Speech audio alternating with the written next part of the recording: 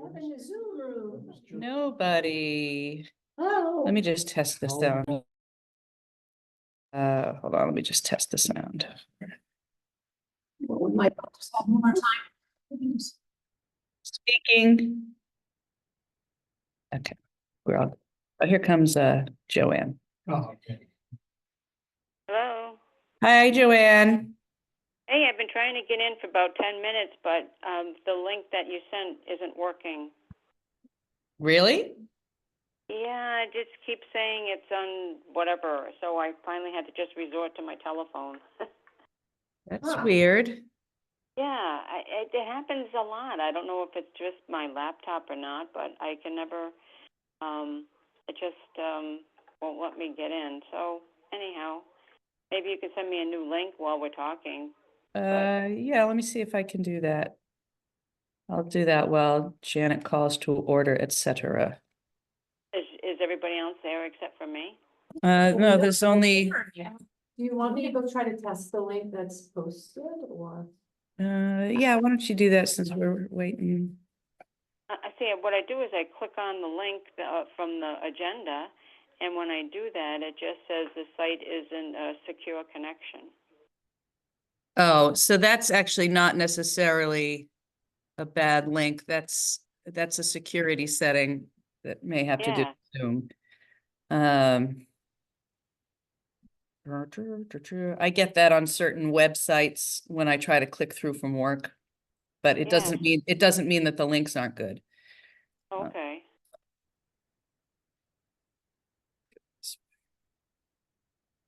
Well, if there's nothing you're going to put on the screen, I guess I could just stay on the phone. But this happens a lot. So I'm gonna send you the link again anyway, Joanne, just to see. Okay. Sounds good. Which of your various emails is best? The Remax, the To send it to the one you always send it to, the J39 Hall one. That's my personal account.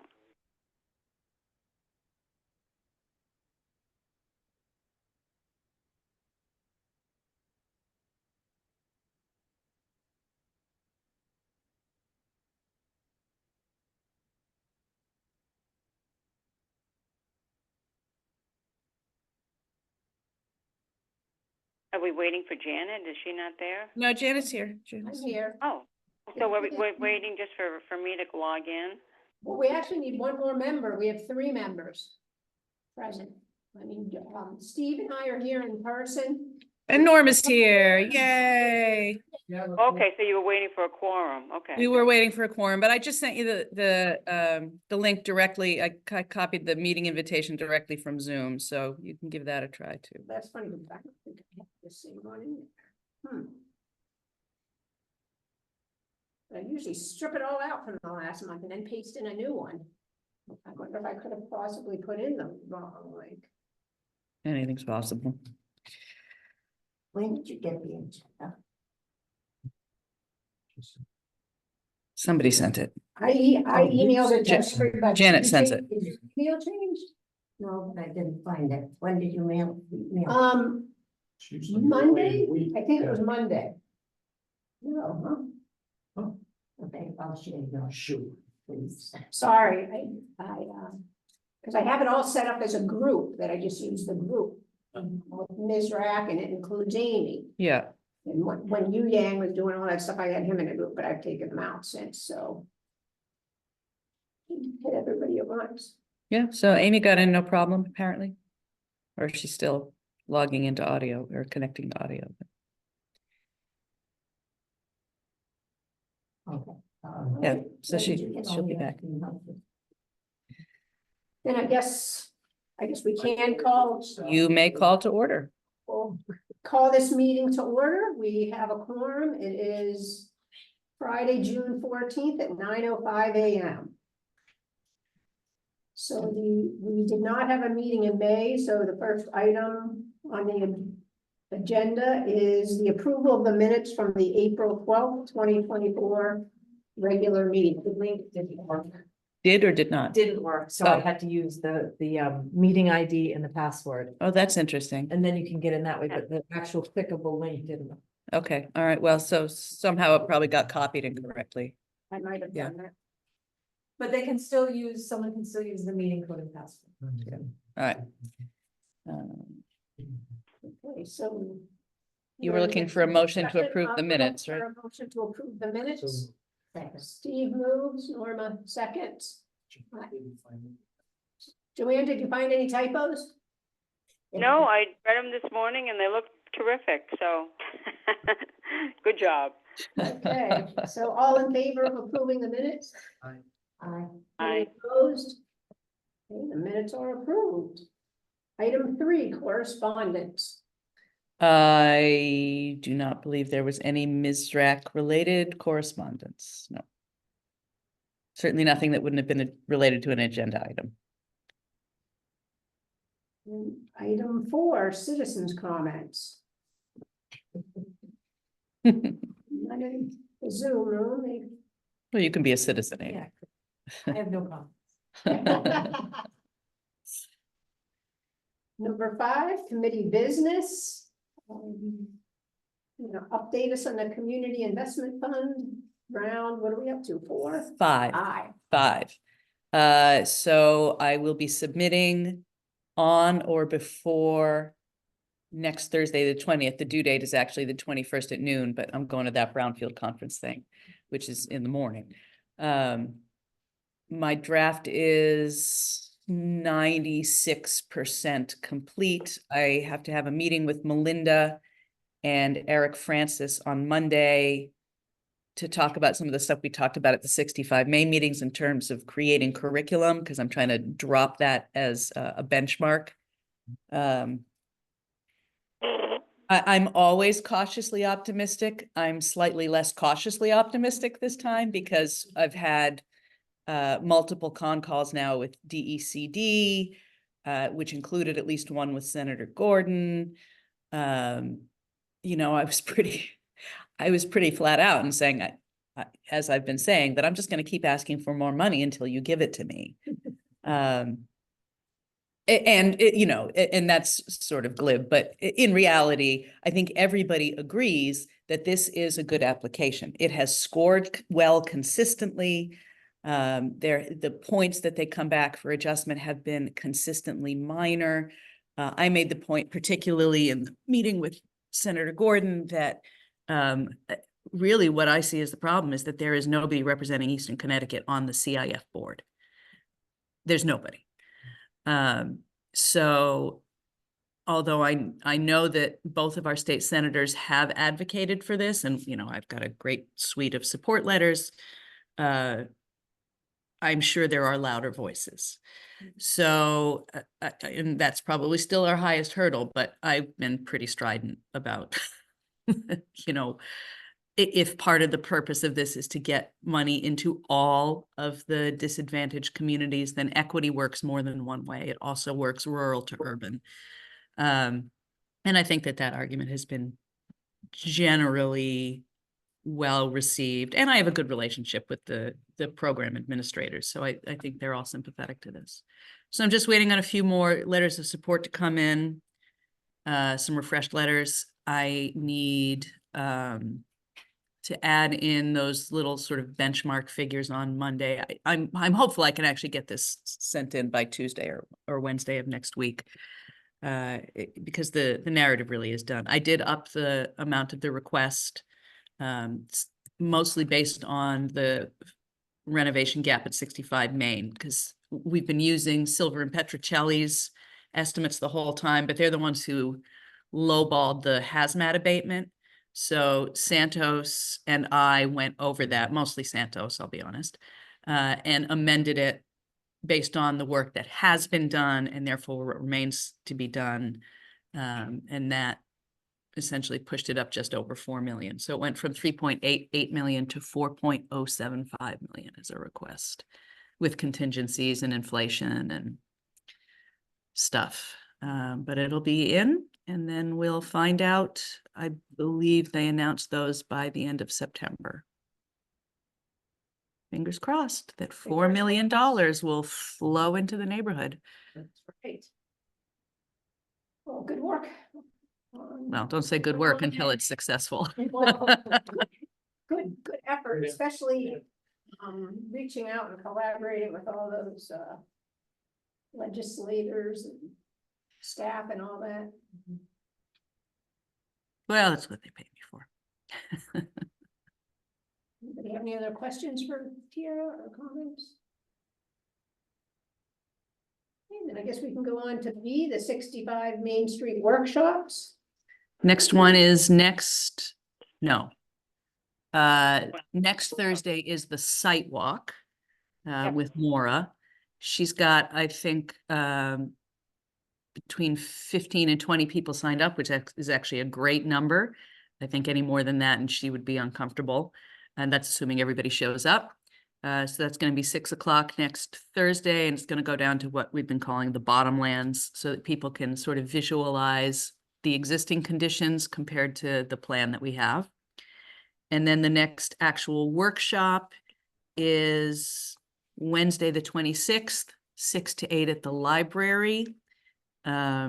We've got 3 special guest speakers coming in, someone from the Willimantic Food Co-op, someone from Hope in Maine and Warren, Rhode Island, which is a very comparable project to what we're proposing at 65 Main, in as far as it's mostly a food business incubator program. And then a relatively young farmer. We can't really call her a new farmer anymore. I guess she's been doing it for about 13 years now. But a person who successfully started up as a young farmer in Ledyard. Her name is Allison Angelini of Full Heart Farm. So they're gonna, talk about some of their challenges and creating co-ops and creating incubator curricula so that we can, use that as background information in the master plan. So we're hoping to get a lot of people there. And there'll be pizza. Are there any kids attending these workshops? No, I have consistently, ever since we did the follow-up planning game with the student leadership, included those faculty advisors. But, kids are still kids, right? I mean, as much as I would love to see them there, and some of them probably would be interested once they got in the room, it's getting them in the room. That's the hard part, which is too bad, but, it's the way it is. But part of what we discussed at the last workshop was, even before like the site work gets done and the renovation gets done, because, and that's what I need to meet with Melinda and Eric about, because Melinda's starting to pilot this idea of a capstone project for seniors, incorporating it into the existing curricula. And what they floated is, there's an existing business and marketing career path, and those senior students will need a senior project. So documenting, promoting, and marketing the progress on the project could feed into it, and that sort of can be the jumping off point. And then once we get the facility online, then other kinds of career pathway action becomes possible. It's all starting to feel very possible as we get closer, because we're describing action items with actual outlined plans. There's still tons of work to be done there. Good.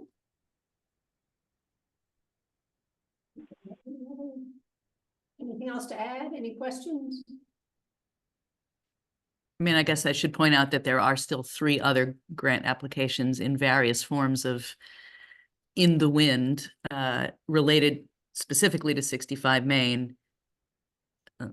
Just again for the record, but in order of smallest to largest, not necessarily when they'll be announced.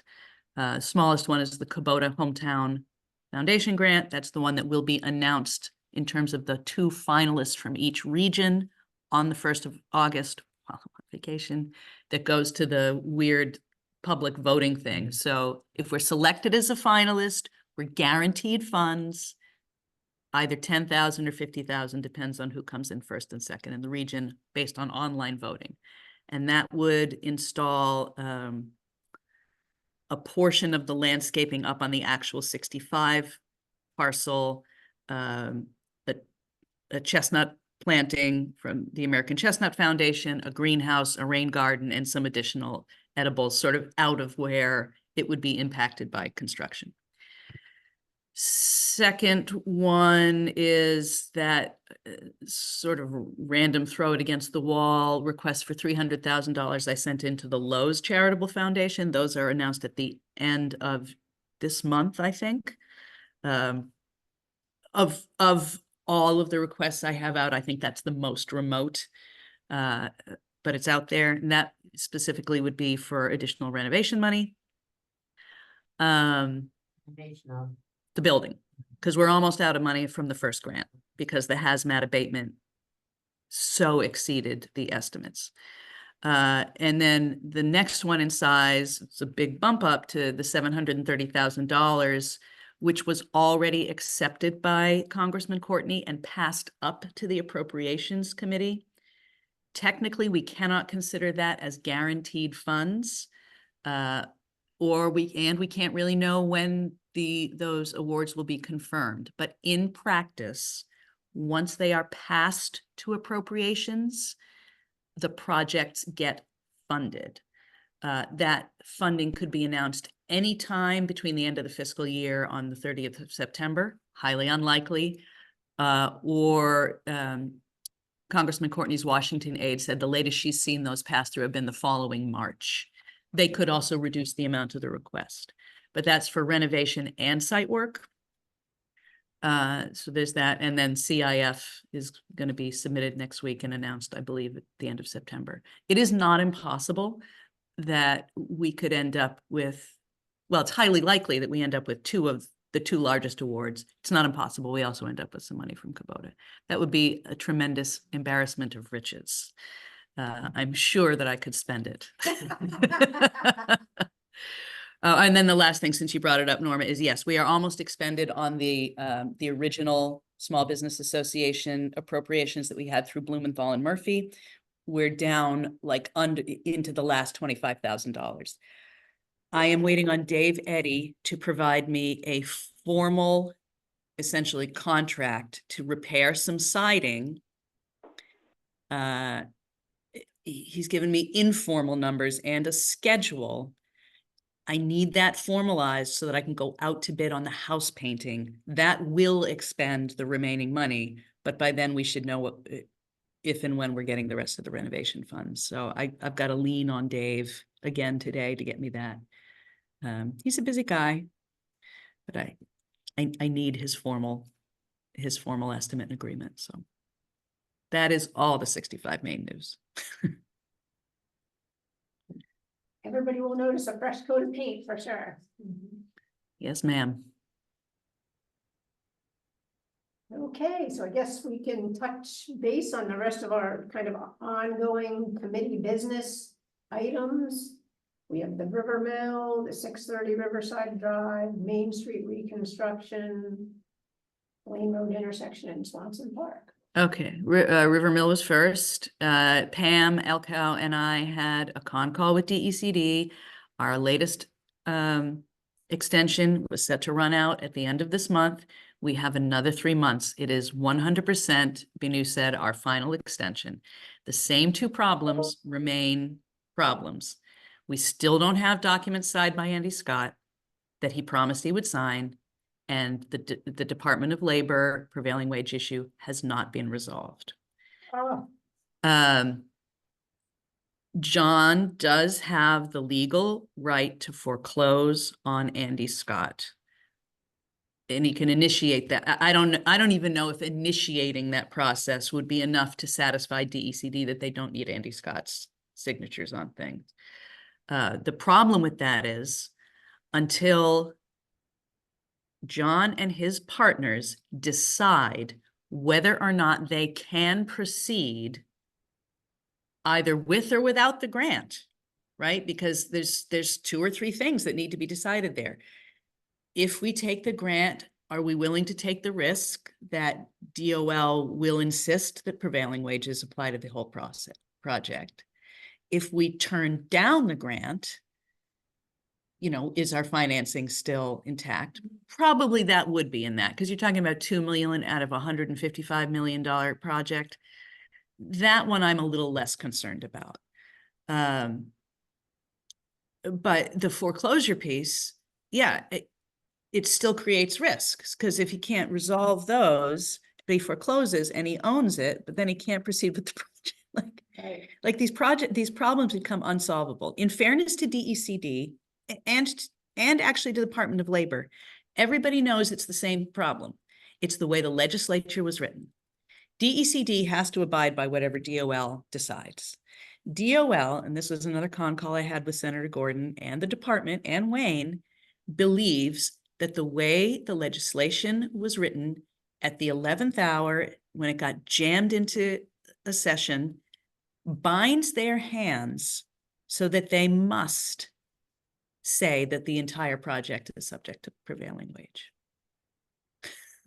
So basically, without another change in the act of a new law, they're not gonna change their interpretation. Right. And again, in fairness to DECD and DOL and everybody working on this project, everybody actually knows this is a problem, right? So it's not impossible. And it wasn't going to get fixed in short session because of when the problem arose. It arose in like March, when developers out in Fairfield County started turning down the grants. Right. So that's not enough time to fix it in the session that just closed. But now everybody knows. So there may be some will to address it in the next session, but that is a huge unknown, a huge unknown. So we've got another 3 months. I'll have to circle back around. I think John's going out on vacation for a couple of weeks. Stop it. I know I have a dentist appointment next week. Where was I? I don't even know where I was. You know where I was. Well, the hurdle with getting Andy Scott to sign, I mean, that isn't, I mean, I know you can't move government. But I mean, isn't there, I don't know, can't they just show up at his office or make an appointment with him, with the papers? Pam apparently talks to his lawyers all the time, his lawyer.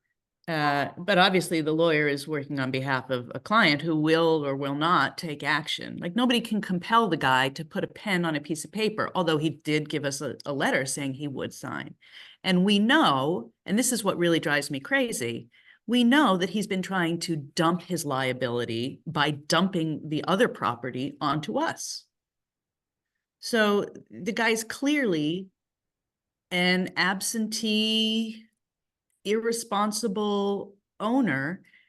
I was hopeful last December when we were talking to DECD's lawyers that they might consider allowing the contract to move without his signatures because we assigned the right to foreclose.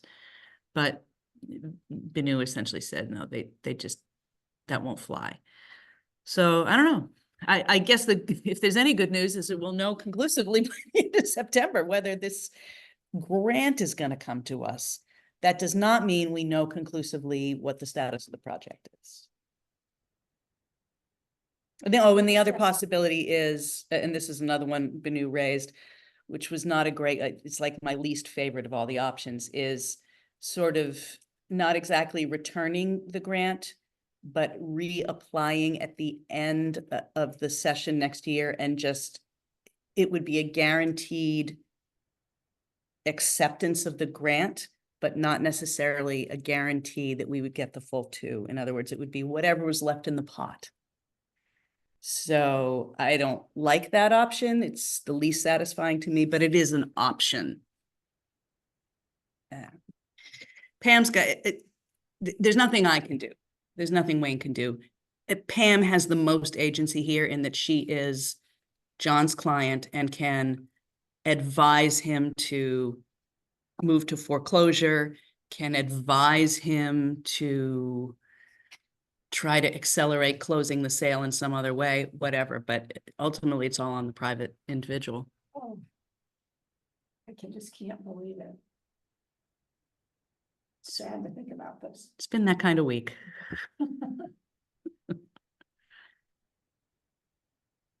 What was next after Well, River? next we have 630 Riverside Drive. I know we met with those, Yeah, they have not come back with a concept yet, but Okay. I can follow up with them via email before the end of the day and just, see where they are. I feel like they were interested in moving forward. So. Sarah, does that, we have an interested buyer for, Riverside Drive, 6:30? We do have some reasonably competent interest in that property. I think they would be more interested in bypassing the current owner altogether and just moving straight towards assigning the lien as we did with the other property. If we chose to do that, I don't see any resistance from the community. I mean, who doesn't want that property cleaned up? And I think they would be quicker to foreclose if they were going to move ahead. And they're proposing a mixed-use development, some townhomes, some storefront retail on the roadside, some designed green space because so much of the property is undevelopable because of the floodplain. I know that they are experienced developers who've done a lot in Central Mass, also in small communities like Bolton, which has a pretty similar profile to Thompson. So I'm, and one of his team is a recently retired civil engineer from the Mass Department of Environmental Protection. So very familiar with the floodplain limits and all that kind of stuff. So I'm hopeful. Oh, good. One thing, the new floodplain, like, I think we used to market this project as having 11 buildable acres, and with the new floodplain, the amount of land that's outside the floodplain is now only about 5 acres. So that's kind of significant. But the one thing I think we do need to keep in mind is they can put parking in there as long as they don't fill. So it's not completely unbuildable. Like, no structures are going to go in there, but it's any part of their green space amenities, or if they put their parking lot at grade, because you can have it, flood. So. Yes, and that is important because I always look at that as well, as I think most people do, and sort of automatically just discount it as part of the development, but it isn't really true, as Janet points out. So, yeah, it's just, I think, important to keep that in mind, that it's under there's still certain activities you can do within the 100-year floodplain. The key thing is you don't diminish the flood carrying capacity. You don't fill it up. You put something at grade. I am still working on getting, regardless of where these guys go with it, I'm working on getting the site as a part of Advanced CT's certified sites webpage, which is developable properties. It goes through a process. I made the initial application. They sent me back a form to get filled out about the public utility capacity. I have the information for the electric. Connecticut Water is supposed to provide me the information about that. Obviously, we have no natural gas. I'm having a little trouble reaching our own water control authority to determine the sewer capacity. I may just have to drive down there and put it in front of them and say, please tell me this information. The director there does have email, but I do not believe he looks at it. So I'm just going to have to go down there. I should talk to Brian, but I need a direct email for him. I don't think I have one. I think he answers the other one. Oh, well then. He does. I just I emailed him, I think, at Dave Chaput, and he answered Okay. the old email. Interesting. All right. Well, I may still just go down there with the form in my hand and say, please help. Right. That's 6:30.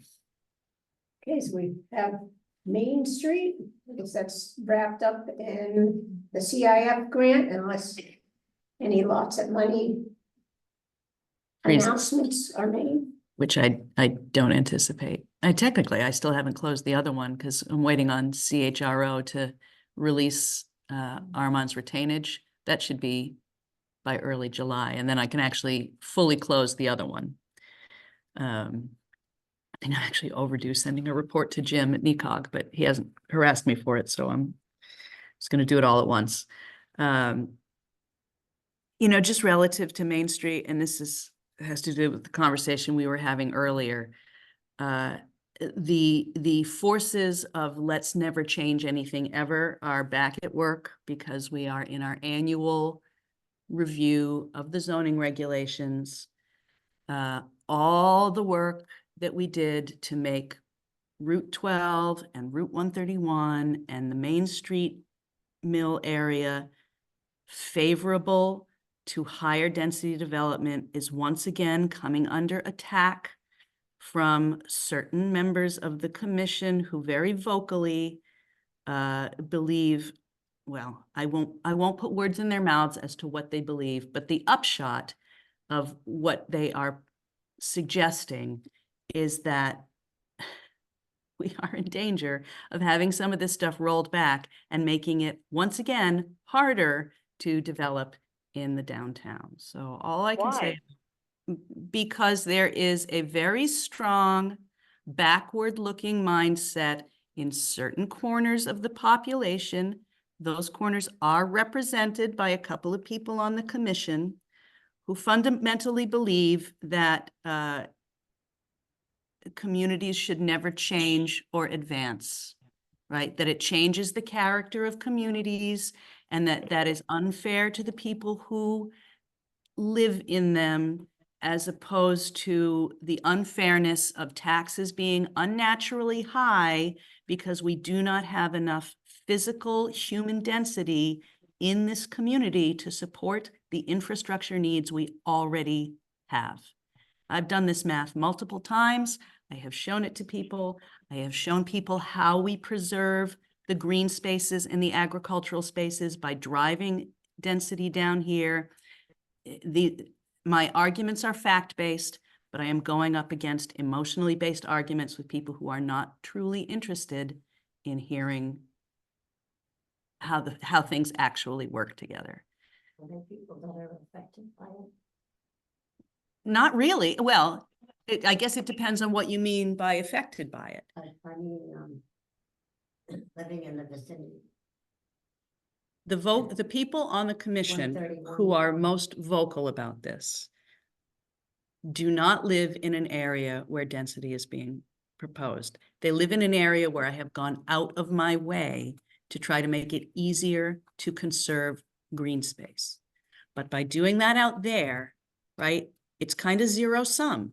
If I'm gonna write regulations, which were adopted, that make subdivisions more efficient to conservation, discourage the building of new roads, all those things, the balance of that is that we must maximize our capacity where we have public water and sewer access, right? That's good for business development.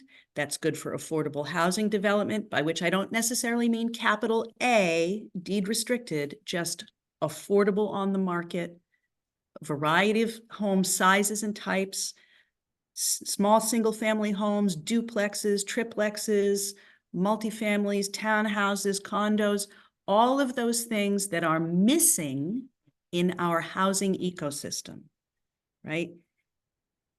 If we did what we did, which was in the PA 490 thing, we shifted the tax burden from the land rich to the land poor, then we must also maximize the ability of the land poor to subsidize all of the people living out in the hinterlands. Our town is too big for the population we have. It is physically too large. We cannot maintain the infrastructure that we have with the level of taxation that we're able to realize with the density that we currently have. Full stop. We're going to keep having budget fights where people, stab each other in public over nickels and dimes while the whole thing crumbles around our ears unless we accept and move forward with the changes that we've already put in place. They're best practices. We already have them. But I have to make this argument over and over and over again. It is a large commission, and it would be a majority vote, right? So It is, but loud voices often sway, and I would say they're pretty well split down the middle. And if you get a couple of members of the public coming out claiming untruthfully that apartment buildings drive down property values, which is, by the way, patently false in every way, that can persuade sometimes people who may emotionally feel that they have a point, even if they understand the facts. So I'm beside myself over we talked for 2 hours yesterday about, Is it a subcommittee meeting? it was a subcommittee meeting, 2 hours about the 4,500 square foot minimum lot sizes in the common residential district in downtown Mill Rehabilitation District. And they are gearing up to try to raise them again. That is so counterproductive. I can't even, I was beside myself all night. I didn't sleep all night. So it's obviously relevant to Main Street because that's one of the districts where this is in play. So Tara, they're gonna undo all the work that you did a year ago. We Yeah. had the town meeting and all that. They want to undo that? There are some who very much want to, yes. How is that possible? If it's already on the books, how do we undo it? Because the commission votes on their own regulations. And when they did the update, partly as a response to anxiety over change, they committed to every year reviewing to make sure that the regulations were behaving the way they were supposed to anything that was unforeseen that came up, they would adjust, right? That's what it's meant for. But because it's still an open discussion process of the commission, I have to relitigate this every year to some extent. And now I've got 2 or 3 very vocal commissioners who will not accept that this town needs more density in order to not essentially go bankrupt. Some of the members mad about those condos that are up around the corner? Oh, you betcha they are. I bet you so that's what's bringing this all to a head? Back? No, that's just one thing. That's just one thing. You know, they point to any and all change as negative. That's not Thompson. That's not Thompson. Yeah. I hear that in my nightmares. Well, it's too late now. I mean, and then if those sell, which I blows my mind that they're going to sell for that kind of a price, but if it does, then, I mean, if they're nice looking, the footprint of something like an apartment house is a lot smaller than putting in a multi-family, single family development. Yep. You know, if you took 40 houses and that would be a bigger footprint than making an apartment building for 40 Yes. units. That is absolutely true, Joanne. Thank you for referring to facts. Wow, that's Yeah. that's not very good news for you, Tara. I know you worked hard on all that. Wow. Well, I will keep working at it. And, you know, obviously although we have these particular vocal commissioners, we also have commissioners who understand how these things work together and we're part of the rewrite, right? So they're invested in this succeeding. I bring this up here mostly because and this has been said before in other contexts, we always hear the negative voices.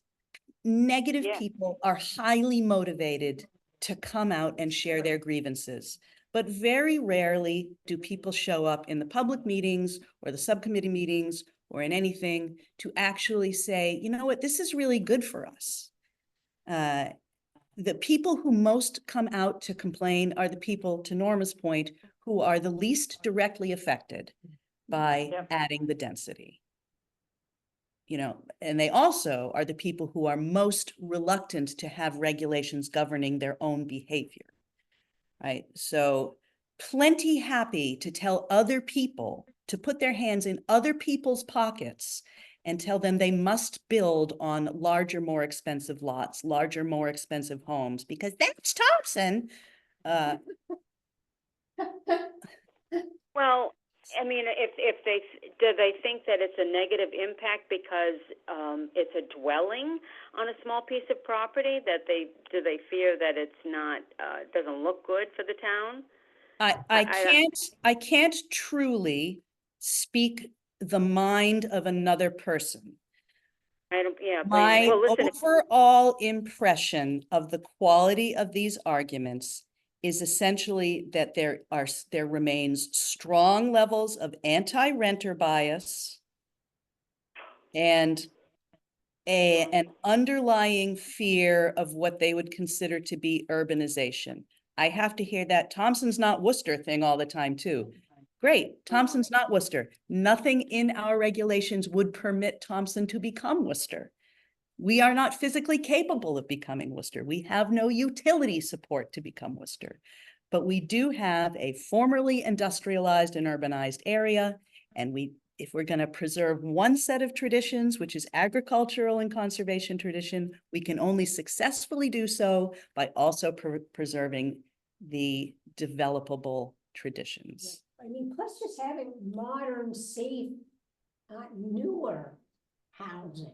Yeah. You know, I mean, you can only do so much with renovations and, you know, the stairs, the egress, the whole thing, just to have like a newer housing stock. I feel like is important. Yep. That was my rant Wow. for the morning. I'm sure Janet would like to go on. well, Well, and are they gonna, Kira, are they thinking about changing the size of the building lot for houses? That is Like- one of the upcoming knife fights I'm gonna have to have in a subcommittee meeting, yes.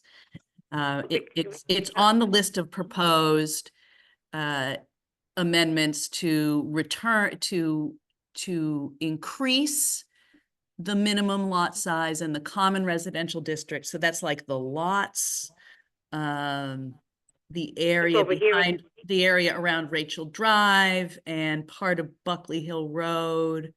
I think there's probably some other areas. They're supported by water and sewer. So physically, we reduced those lot sizes to 4,500 square feet. If you want, nobody's making you do it. The proposal is to return that to 15,000 square feet.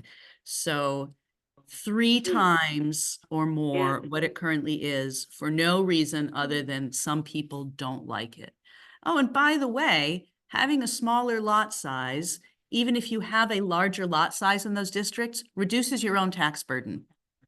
It increases the value per acre once it's subdivided, but because the individual building lot only needs to be 4,500 square feet, let's say you have a 15,000 square foot lot already, only your first 4,500 square feet is charged as a buildable lot. The rest is charged as land in excess.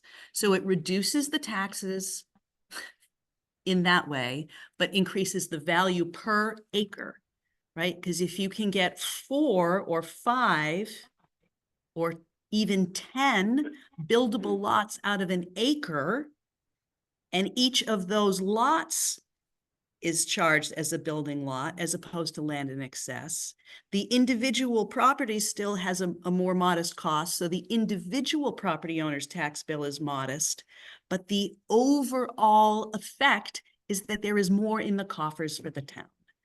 It works on every level in every way, and people don't want to hear it. Do these individuals that are resisting, do they know the prices of houses in Thompson right now? I have no idea if they pay attention to that. Well, they should. I Do they agree that know- they should. Do they know that those condos are selling for $400,000? I mean, do they know that a small little ranch, a 600 square foot house is selling in Thompson for $330,000?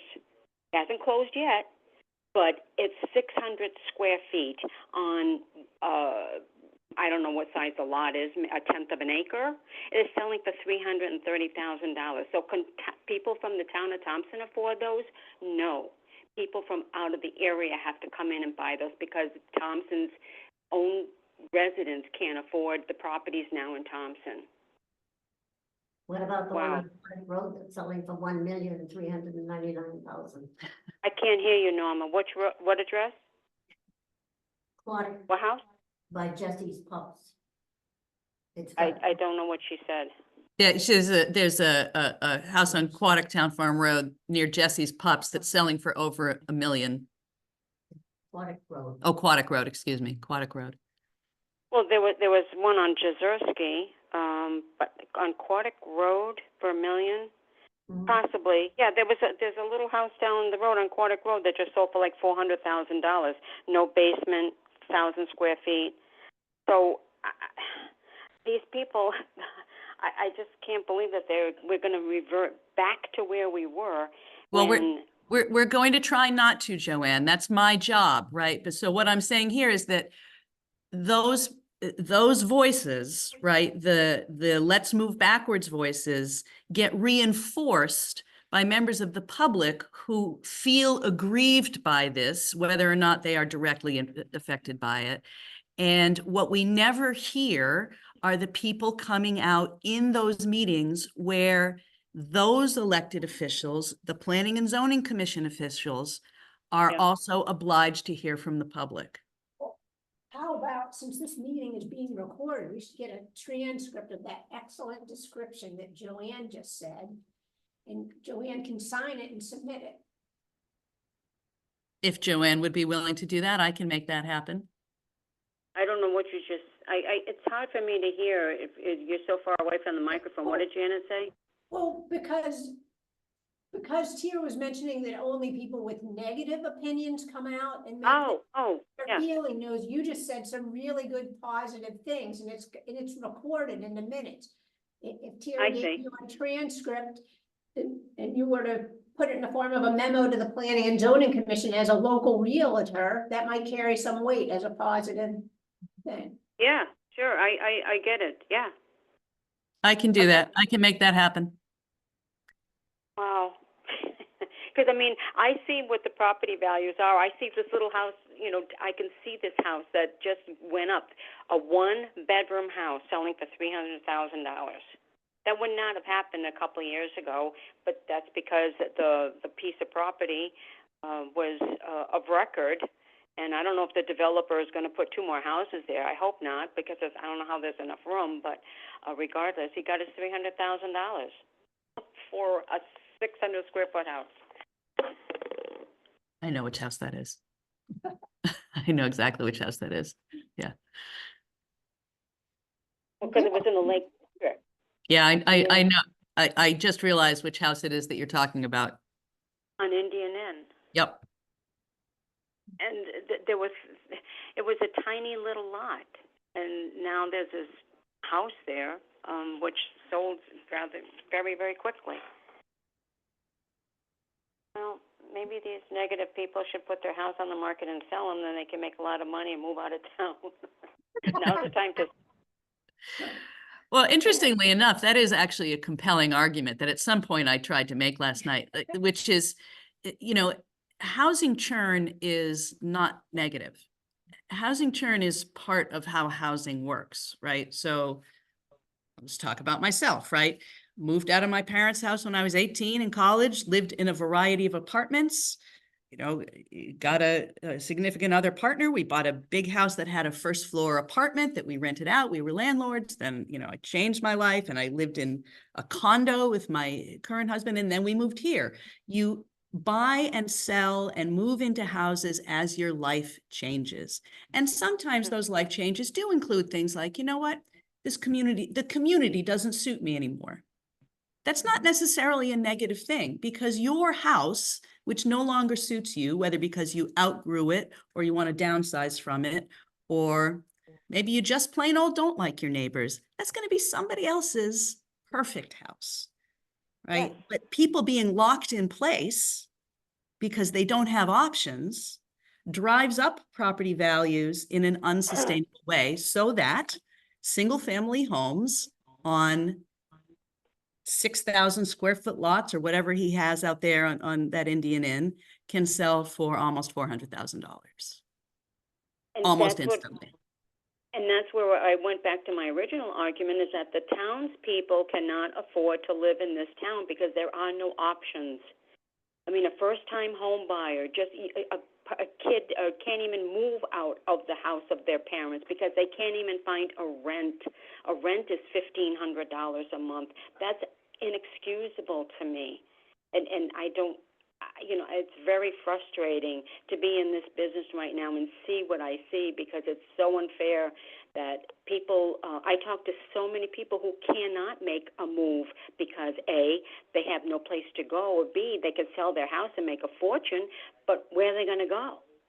There is no rentals for people. So I don't know who these people in town are who are against rentals, but God forbid someday when they get to be, 70 years old and they have to move someplace else, they won't have a place to go to. So then they'll say, geez, I should have thought about that, before I argued that point. Wow, this is frustrating. All right, move on. It is, well, it was good information that we all needed to be updated on what's going on in town and hear the different opinions, but. Yeah. I guess we should move on to the Blaine Road intersection, and seeing as it looks so beautiful, we should probably cross this off our list now, right? Well, ECCD isn't done yet. They were, I just emailed them for an update on the installation of the rain gardens. So it was going to be this month. They're pushed out now to sometime probably late June. We've got a gray cloud silver lining thing happening. That grant that they had was originally for pervious pavers at the library plus the northern rain garden. Mhm. For reasons which we will not go into. The pervious pavers are not going to happen. So they're going to do both shoulders of the intersection. And they're still going to have, money that they're going to have trouble expending on that grant. So I'm going to see if, and I don't even know if they had included interpretive signs, but I'll see if they can get some interpretive signs. Oh. To some extent, it really doesn't matter if it gets pushed out into June, really, or even August, because that stupid electronic sign that tore up the hydro seeding is going to have to come out. I have not high confidence that they won't roll it right over our rain garden, but if they do, we'll make them pay for it.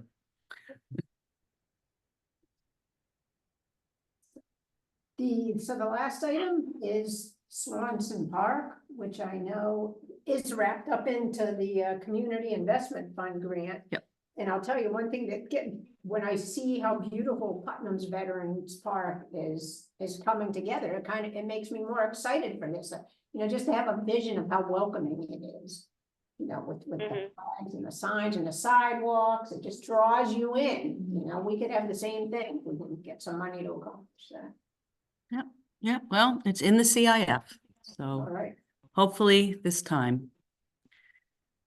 And in your minutes last time, we talked about someone was going to reach out to Putnam to find out who was sourcing their funding. And of course, I'm sure everybody knows now that Ellis Tech played a huge part in the assembly of the Swanson, not Swanson Park, but I mean the Putnam. Their park, yeah.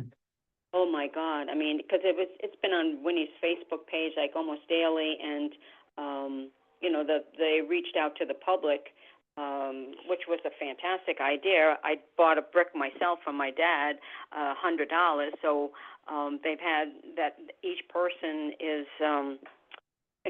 so many people have donated $100 per brick that's a lot of money that they're being able to use for ongoing, not renovations, but just to keep the park in decent order from these donation of bricks. So that would be once Putnam is done, I think maybe then we could concentrate more on Swanson, because I think a lot of people are probably even from Thompson are buying bricks in Putnam. At least I did, so I'm sure other people might too.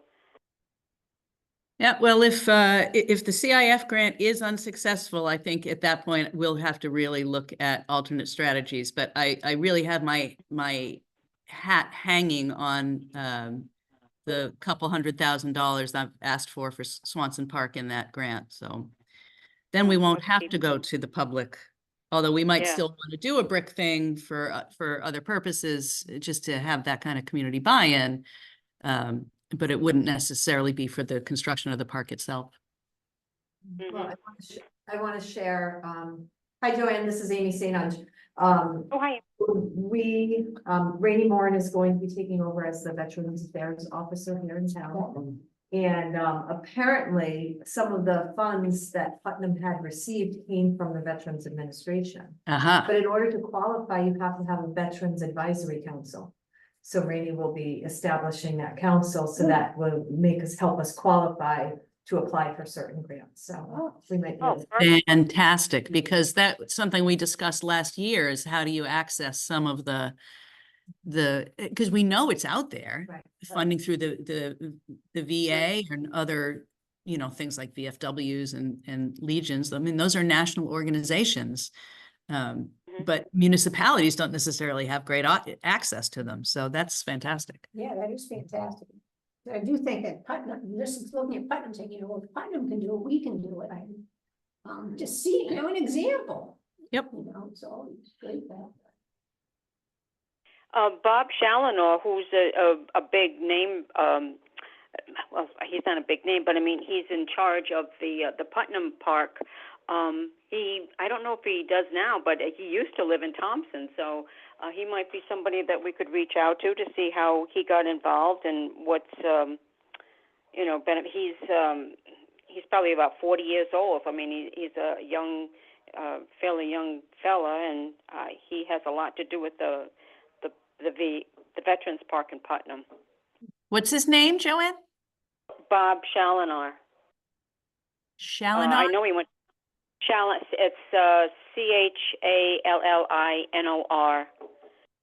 Okay. I know he went to Turtle Lot because he was in my son's Little League team way back in the 90s.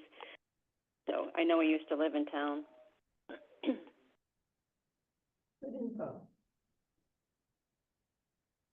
Anybody else for Swanson Park? And I guess we are to that catch-all. Any new committee business or other committee business that we neglected to discuss?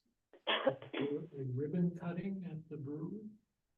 She did a grand opening of some kind on the 18th and 19th. I actually went both days, but not at the beginning of when she opened. So there was ribbon cutting discussed. I think she opted to go away from it. They were packed opening weekend. And I think they've been doing well since. We hosted that monthly commercial realtors networking meeting that I go to. They take the summer off. So the last one was in June and we hosted it there in the morning. So, Shelley was there. They talked to her as a new business owner. Zach Labonte was there from Superior Storage.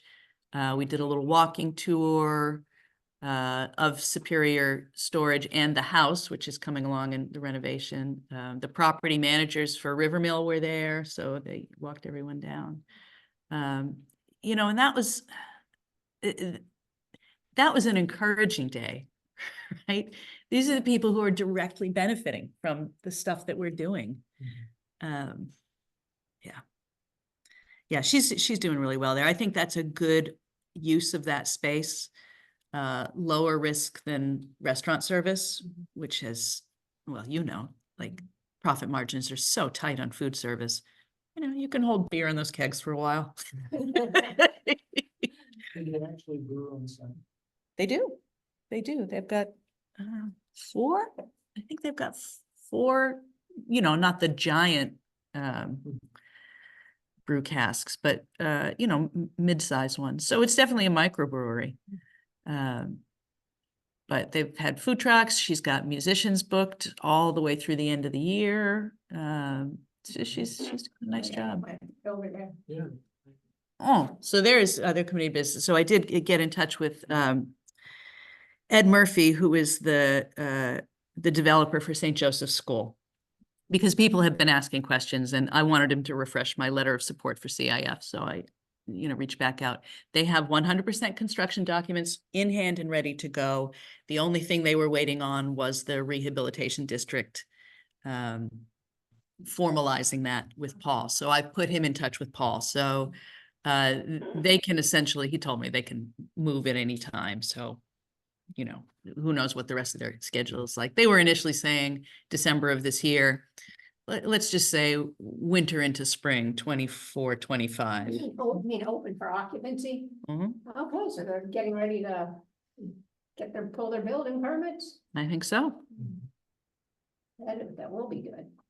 Good for that brewery. That's what. Well, that's what made me think of it. Well, especially since the apartments, they're small. Yeah. It's gonna be young people. Right. Yeah. That's Walk right. over to the brewery. That's right. New Absolutely. drinking and driving. How many apartments do they expect to have? 40, 21 beds, 20 studios. Can't come soon enough. Can't come soon enough. Oh, God. I'm eyeing one of the apartments for my son. What are those ones? I don't know that he's established them. They're gonna be 90% market rate. So whatever the market rate for those is, I think that studios and one beds are around 1,200 to 1,500 now. Back of house, any development over 10 units, I'm asking for a 10% capital A affordable set aside, which in this case would be 4 units.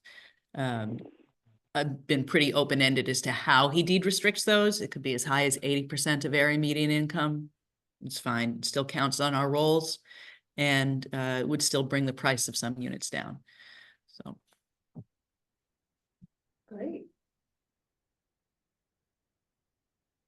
And we'll move on to item 6, member comments.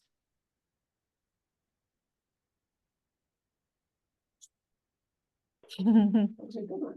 it was a good one. Well, hearing no other member comments, I guess we can adjourn this meeting at 10:02. Have a lovely weekend, everyone. See you next week, Tara. See ya. All right, toodles. Bye.